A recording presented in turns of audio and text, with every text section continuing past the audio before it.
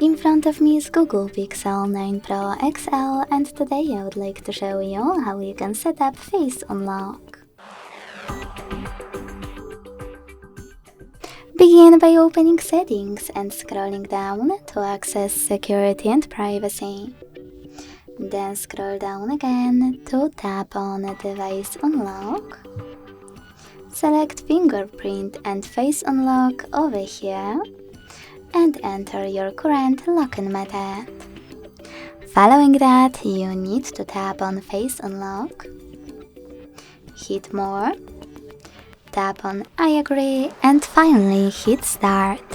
Remember to keep your face in frame and follow all of the instructions available on your screen.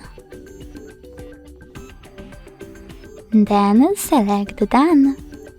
So when I switch off my screen and turn it back on,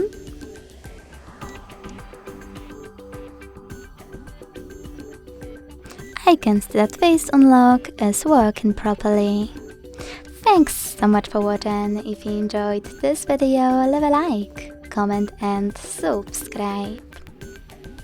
Bye!